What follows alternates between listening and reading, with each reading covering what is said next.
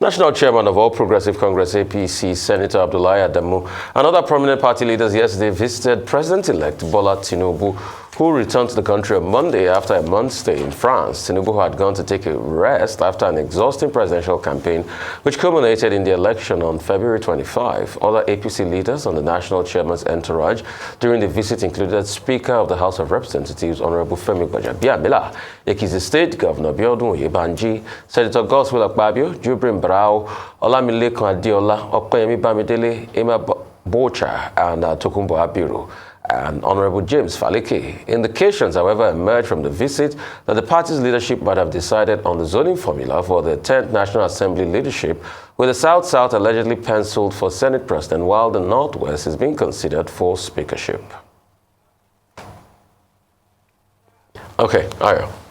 All right, so the race to the number 3 man in the Federal Republic of Nigeria in terms of the president of the Senate, we had conversations about this a number of times, bringing in some likely or would-be candidates or suitable persons for that position. Of course, having fought and run a very interesting campaign over the past few months, the APC clinched the tickets, and now it's time to determine who will take on the principal offices in the House, both the upper house and the lower chambers. So in terms of the president of the Senate and the Speaker of the House of Representatives, a number of people have thrown in their hats into the rings and have tried to explain or position themselves favorably with the people. But the big question had been, would these positions be zoned or not? There had been speculations around this because the president-elect had not come out to state whether, as with in previous times or with in terms of looking at antecedents, they would zone based on the fact that he is from the Southwest and his deputy is from the Northeast. Also, another key factor in this particular one, which is the first in a very long while, at least in terms of our modern democracies, that both of them are of the same faith. The ticket, Muslim ticket, which had stirred up a few controversies in certain quarters. Now, indications, and I must use that word, or bring that word up make it very prominent, is that these are indications. There's no definite or specific word from the president-elect or his office. But what it seems like is that it's going to now be zoned to in terms of the president of the Senate, South-South and the Northwest, respectively. With regards to the president of the Senate, it had been a tussle as to whether I would go to the Southeast or the South-South. And if he had gone to the Southeast, there were frontliners like Senator Orji Uzor Kalu, who had said he's very experienced, he'd been in the House for a long time, and so he brings with him not just experience as a governor, but also in the House. But if this is going to the South-South, then we then throw in people like Chief Timipre Silva, who was, Godswill Akpabio in the House, who also had said he was very qualified to doing so. I don't know what this decision in terms of the zoning would portend for this conversation around the Southeast not featuring prominently, at least in the appointments or in committees so far. There's still conversations in the transition committee, even though some quarters have come out to say that it's just for the planning of the ceremony. So these are conversations to be had as well. And the good thing would be that we haven't had, I don't think in terms of the South-South Senate president, so this would be good in terms of that, holding that principal office, and then the Northwest having the Speaker of the House of Representatives. Again, like I mentioned, still indications. At the end of the day, the Senate would be the ones to vote who their principal officers would be. And then either they will follow party alliance or vote individually. Well, nothing is cast in stone, and all of this is just in the realm of speculation for now. So, with regard to the leadership of the National Assembly, what the papers are reporting, speculatively, I think, is that, it's going to be zoned to the South-South. The speakership will be zoned to the North-Central. Nobody knows. There is a deputy chairman of the All Progressives Congress from Northwest who is saying that the National Executive Council of the party should meet because they haven't had NEC meeting for a very long time. But today, the National Working Council of the APC is going to meet. So what will come out of that, nobody knows. What we can say as Nigerian citizens is that whoever emerges as president of the Senate or emerges as Speaker of the House, regardless of region, should not be somebody who will come and say, I'm a rubber stamp person. As we witnessed in 2019, 2015, where persons who had been chosen as leaders of the National Assembly told Nigerians brazen-facedly that, look, we are rubber stamp people. Anything the president wants is what we will do. We have brought up that issue on this program again and again with members of that National Assembly. And okay, at least I remember one person saying, oh, we were not exactly a rubber stamp, but we want a National Assembly, the 10th National Assembly, to be an assembly that will make laws for the good governance of Nigeria, that will act in the best interest of the average Nigerian. That, for me, is the big issue. Yes, the party will try, whether it's the NEC meeting that is held or it's a National Working Committee that is meeting that is held, the party will try to have a say in the matter. However, the way this National Assembly is composed, there's also a slight difference in the sense that, look, if the opposition, there are about 8 political parties in this National Assembly. If they were to come together, they could change the calculus. They could decide to say, look, this is where we want to go. After all, the Constitution says, members of the National Assembly will choose their own leadership.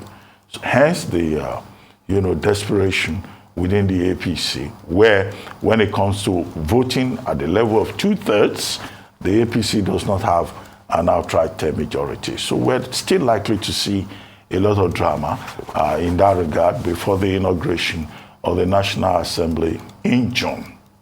As for the visit to the president-elect who just came back, well, that's typical African culture. Even if you go to your village, when you come back to Lagos, people will come and visit you. People will ask you, what did you bring back for us? So that's cultural, that's fine. There will probably be more people who will visit him to show face, to project themselves. Now that everybody is hustling for a position, it's not even just National Assembly leadership positions that people are hustling for. There are people who want to be ministers. There are people who want to be advisors. Everybody will try to throw themselves in the face of the president-elect. But it's a cultural thing to visit whoever has traveled and has returned and to ask whether, the man brought chocolate for them, or even if he didn't bring chocolate, just to look at them. However, there are more urgent issues. A gentleman from the, I think, Hope Democratic Party, Owusu, I think that's his name, has now gone to court, latest petition with regard to the February 25 presidential election, to say that there should be a prohibitive injunction, that's what he's asking the court to grant, to prevent the swearing in of Bola Ahmed Tinubu on May 29. And what is his point?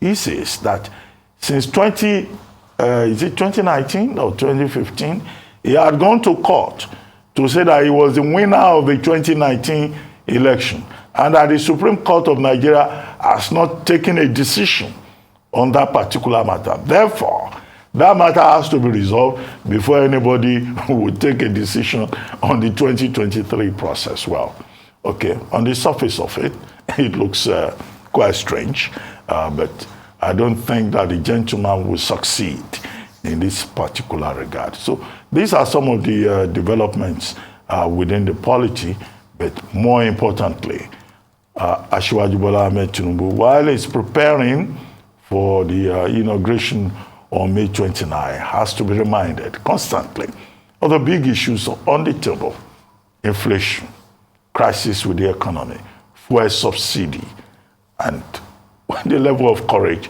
that you will bring to these assignments. Because at the end of the day, you will be judged on those scores, not the drama that everybody seems to be enacting, here and there. Okay. It's political high stakes, and like you said, Dr. Abati, what I call the daddy oyoyoism is part of African culture. Just an extension of daddy oyoyo. So if people go to see the president-elect and say daddy oyoyo to him, I mean, I saw a lot of people have probably had the picture there of the daddy oyoyos here.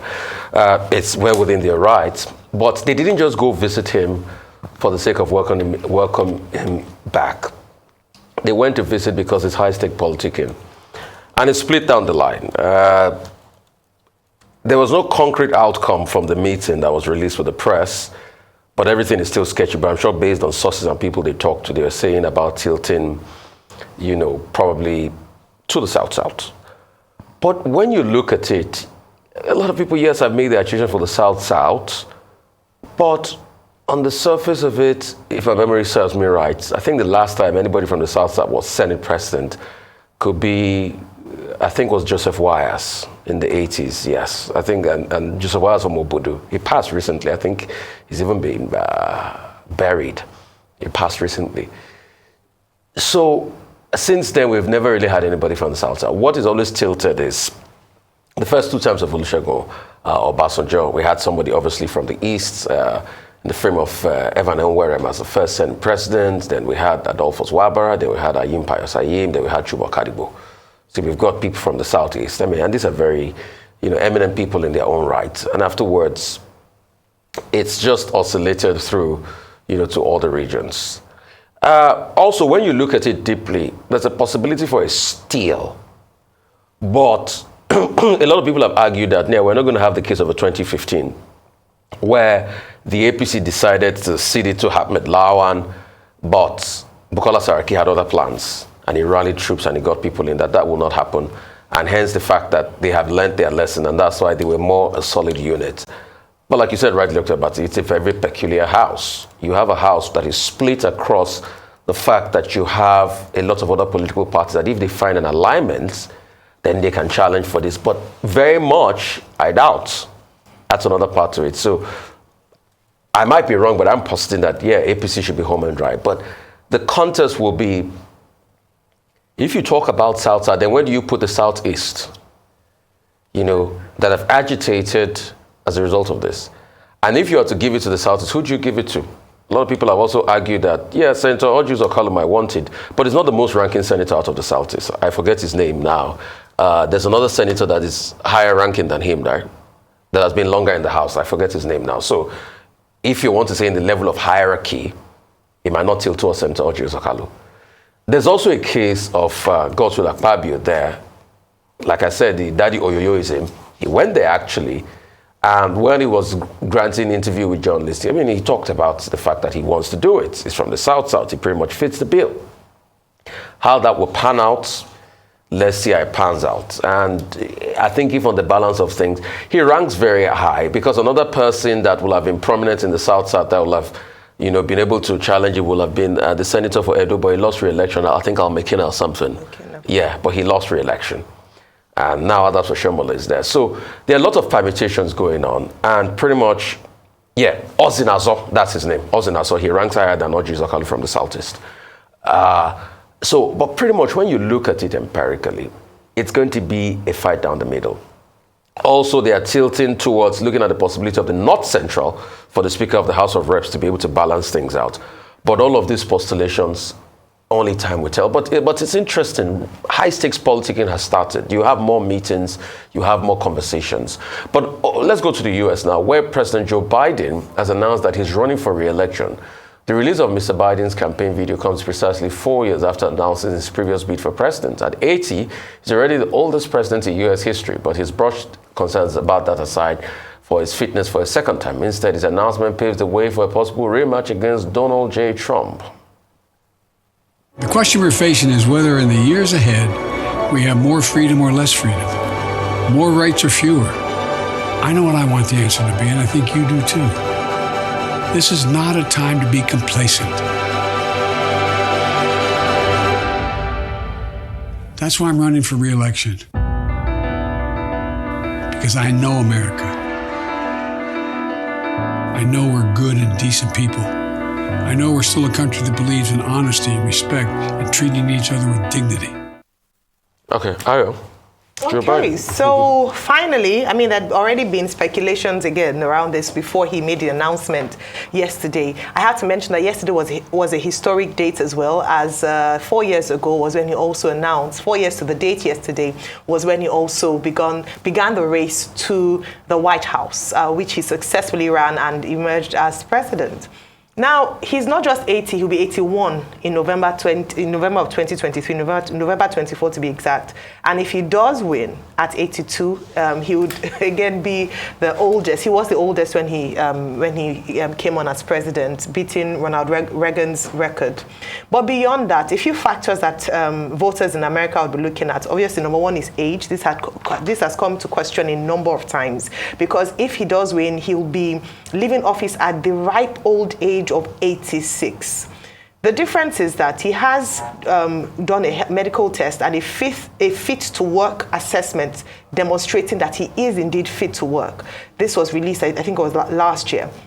But beyond this, people have said you are old. You know, in terms of the old age illnesses can come at any point in time. You are more prone to having sudden illnesses. So that's definitely one thing that's going to be on the mind of voters if he does, when he does run. Other things, of course, would be his opponents. Donald Trump, despite his myriad of issues, has still thrown his ring in the hat and he's running. Also, we have the Florida governor. We have Ron DeSantis, Republican governor, who is also running, and they said that he would also give Biden a run for his money as well. Another aspect would be the economy and how well he's handled the economy. One of the things we'll talk about, or his biggest challenges at the moment, will be taming inflation in America. Also, the fact that there's a potential recession and how well he'll handle it. People have judged him quite good in terms of post-COVID realities, bearing in mind that COVID was also a test for Donald Trump and why he went down in popularity ratings. The race has become, is just about to start. We'll be watching this, and I believe that the U.S. presidential elections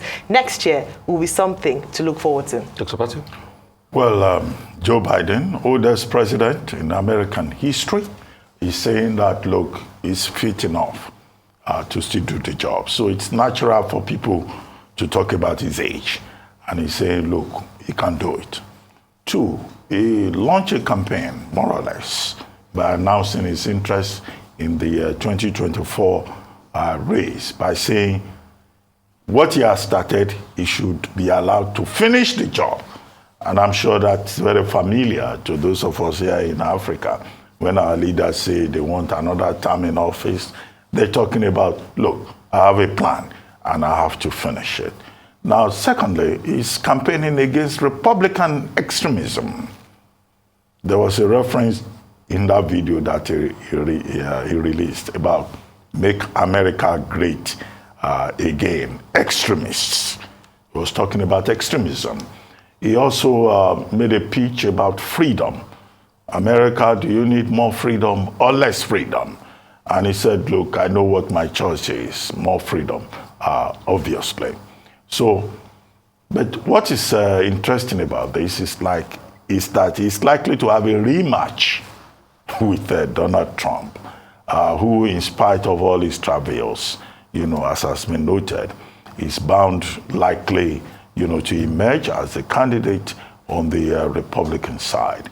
And it will be very interesting. In terms of public rating, yes, Biden hasn't done too well in terms of the ratings, what the polls say. But he has a very strong legislative history. And these are likely to be, some of the issues in that 2024 race. But what is important here is that, look, we're not likely to see a campaign that will be about age. Here in Africa, it probably will be a big issue. But in this particular case, age may not be an issue. But, okay, Trump versus Biden, it seems to me that that is likely to be quite an interesting race. We have been established here, looking at the details, that the case against Trump may not stop him from emerging on the Republican side. But I see that the Republicans, they are fighting back furiously. They've tried to throw as much dirt as they can at Joe Biden. But we'll see how it plays out. So, I'm going to make a couple of categorical statements this morning, and I might be wrong, but in a couple of years' time, I might be right. I think if the re-election goes between Trump and Biden, I think Trump might win, and this is my reason. The last time Joe Biden beat Trump was because of the COVID response. Prior to that time, Trump was sailing good. The economy was good, everything was good. Then COVID happened, then Trump couldn't handle it properly. Then Biden got the chance. But this time it's not the same. The American recovery, yes, the recovery is on, but it's been slow. Majorly, most of the work Trump put in there. He's got the buzz, he's got the gusto. Guess what? Prior to this time, Ron DeSantis officially has not put his heart in the race, but he was polling higher than Trump. After that scandal, all of a sudden, Trump is now 58% to 38% against Ron DeSantis. So he's beating Ron DeSantis about 20% points in the polling. I doubt if Ron DeSantis will finally put his hat in the ring. If he puts it, fine, but Trump might give him a big shellacking. The issues are there. The Americans, yes, Trump himself too is an old man, don't get me wrong, he's 78. But the Americans don't see him as that. They see Joe Biden otherwise. All right, there's been a lot of gaffes and a lot of that. It's the stream-side exchange of life. At some point, Joe Biden used to be the youngest senator in American history. Today is the oldest president. He was 29 then. But when it goes down to the wire, issues on the economy, issues on cultural wars, the right-wingers are making a big dent on America once again. It will be a fight for the liberals too, but when you weigh it on the balance, like I said, Trump might be the next president of America if he emerges and is going up against Joe Biden. I might be wrong, but time will tell.